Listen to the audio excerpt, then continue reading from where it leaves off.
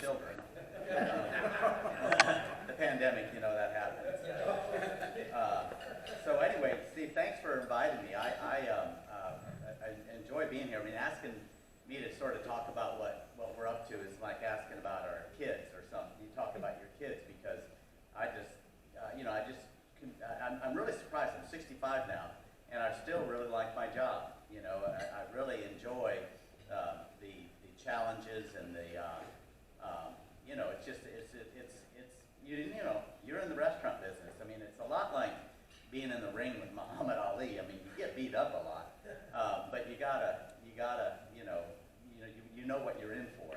And yes, staffing is a difficult thing.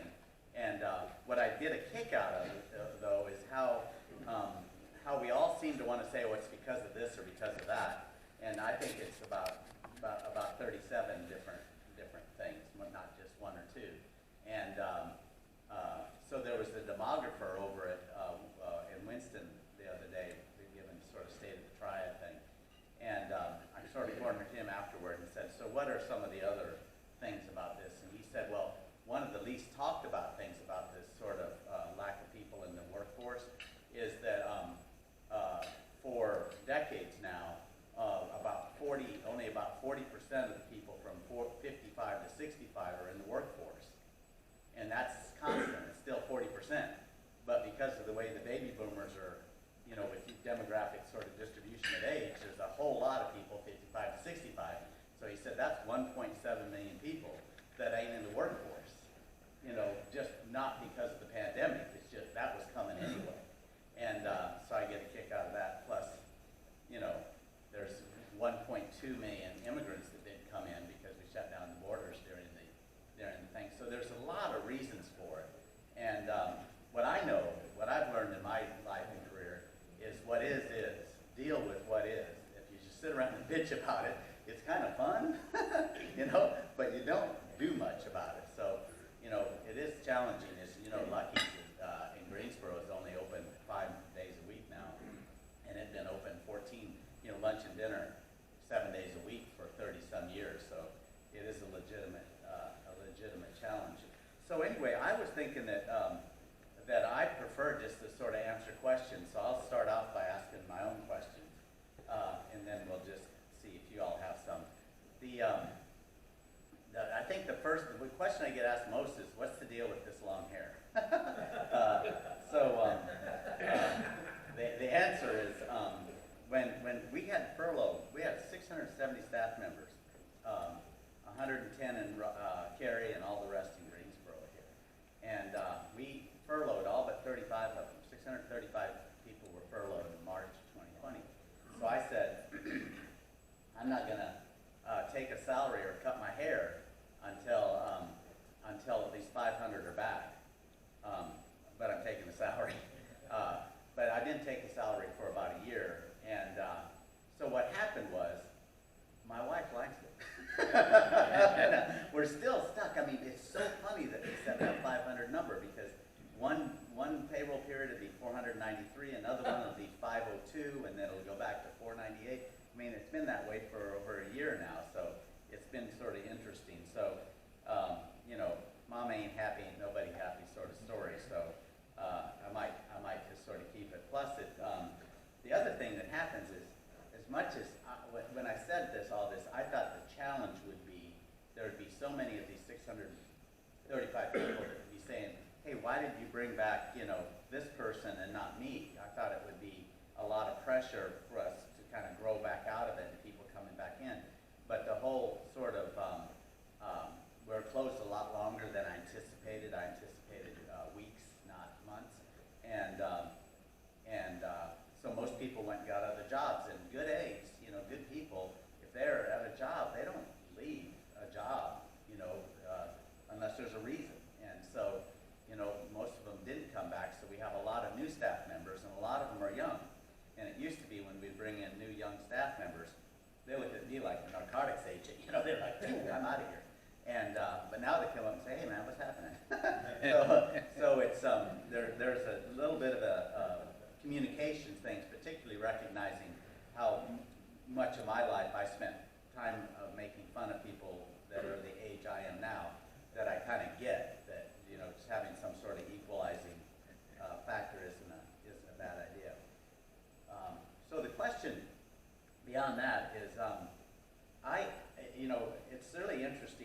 get to know a lot of people, as you can imagine, in my job.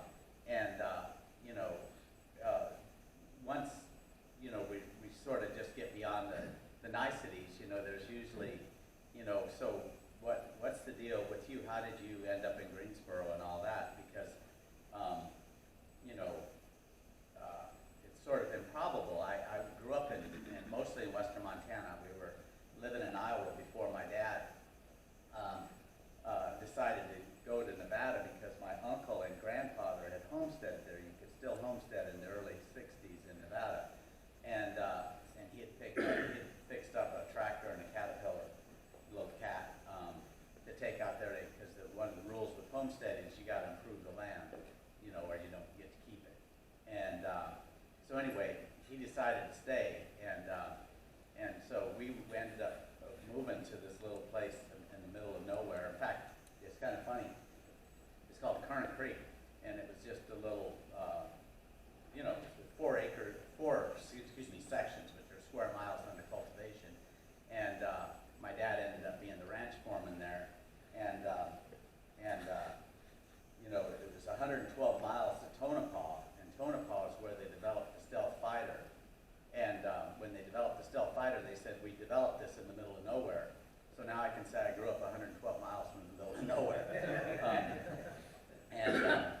But anyway, when we lived in Montana, I mean, there, my dad started, I'll never forget how it got started. There's a little cafe and bar there, you know, I was in the 2nd grade. Now, one part of my way I learned to count was, you know, sitting on my dad's lap when he's playing poker and helping him bet. It's pretty crazy, and these drunk guys came in and wanted to trade a horse they'd caught, a colt that they was worried going to get killed because they caught a bunch of wild Mustangs, and you know, because it couldn't fend itself in this big old horse trailer. So anyway, that got Dad interested in catching wild horses. Dad was crazy. I can't say that word, but anyway, he was really creative and could do a lot of interesting things. But he was you know, he was like a fart in a windstorm. I mean, he was going anywhere, doing anything. So he decided to get in the rodeo stock business by catching wild horses and selling them as rodeo stock. So that's how we ended up back in Montana. So how do you go from there to, you know, to Green Valley Grill? It's kind of an interesting story, and the answer is that when we ended up in the school burned down in this little town I lived in Montana, so we moved to Missoula. My parents were divorced by then, as you can imagine, in my dad's obituary, I said because of his wanderlust, you know, his marriage sort of devolved. What I didn't say is he got married to a second wife before he divorced his first. But anyway, Dad wasn't real big on rules. He had over 2,000 hours flying this 182 airplane he bought when we lived in Nevada, because he also had an irrigation well drilling business. And he'd, you know, run the ranch and then fly out to these wells and just land on the road. It's crazy. But he never got a license, and Dad would always say, well, you don't need a license to fly an airplane. You need an airplane. And so anyway, that sort of determination was sort of helpful for me, because when I was 15, you can get your driver's license when you're 15 in Montana. And you can imagine, you know, me at 15. And so anyway, I bought a car, but because of the money I'd made, I started working earlier for an excavator and stuff, basically digging sewer lines and graves and stuff. And I got real close to getting in trouble with my stepbrother, and it scared me. So I decided, you know, I'm going to really,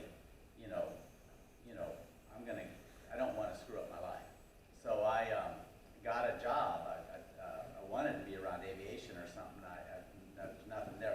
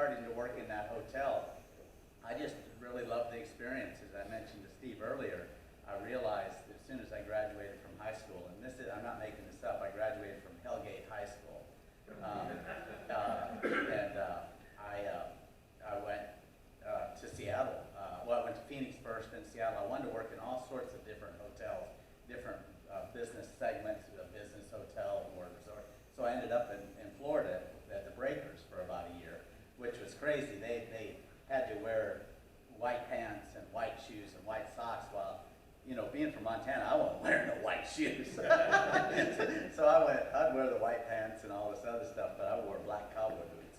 And got in some trouble for it, but they never fired me. So anyway, what happened was, when I was still in Montana, I met this fellow, Bill Sherrill, which a lot of you know, Red Oak Brewing, and he started Franklin's Off Friendly, and that's why I came here. Bill came to Missoula when I was still, in high school, and we really kind of became friends, and by then I was the front desk manager when I was still in high school. It was pretty funny, I had to cut class to go to board, to staff meetings. So anyway, Bill and I became friends. He asked me to come back here and help him start Franklin's Off Friendly in 78. And I remember writing in my journal, I'm not going to stay east. I mean, I'm a western guy. But after a year or so here, I just really like it. I mean, like you mentioned, the sunrise here today, and that it ain't, 12 degrees outside. And, I just really enjoyed, I feel like Greensboro is really a unique thing that may not be talked about as much, even compared to other cities in North Carolina. I think it's a bit of a meritocracy, because when I came here, I really felt respected, because everyone, more than anywhere else I've lived, and I've been a lot of places, just people, because I was sort of the front person at Franklin's, and I was so received. I mean, people were like, in fact, I was going through found some old photographs over the weekend, and remember Billy Armfield? He was the guy that started Macfield and all that. Well, I was going through these old things. This is kind of emotional. That's when China was still communist, it's back in 81 or 79 or somewhere like that. And he had been in China and wrote me a postcard from China saying how much he had enjoyed his meal and he looked forward to getting back, and that he didn't enjoy the food in China. And I'm like, who, captain of industry writing some schmuck from Podunk, Hellgate, Montana, a postcard. I mean, it was really, I think that's something I think that Greensboro ought to celebrate more. That I think that a lot of places, it's like that beginning of that book, Midnight in the Garden of Good and Evil. They say, well, if you're from Macon, they'll say, what business is your daddy in? And if you're in Charleston, they'll say, who is your grandparents? And if you're from somewhere else, I forget, they'll ask which church you go to. But here in Savannah, we'll ask if you'd like a martini. But here, I think we ask, what are you up to, and are you enthusiastic about it? I think that's sort of the game. So anyway, I wasn't here very long, and Mike Weaver became just a wonderful guest at the Franklin's, and we became really good friends. There's a 20-year, almost exact age difference, but Mike and I became really good friends, and after a while I decided I really wanted to start my own company, because I had this idea about, Nancy and I, my wife and my business colleague, both of us really enjoy being in the restaurant and hotel business, and we really wanted to have a sort of I kind of hate saying it because it sounds so pat, but a values-centered outfit, where, everywhere we had worked had always been about the money. We think that the money follows taking good care of your guests and colleagues. So we wanted to be able to sort of write our own, sort of foundational ideas.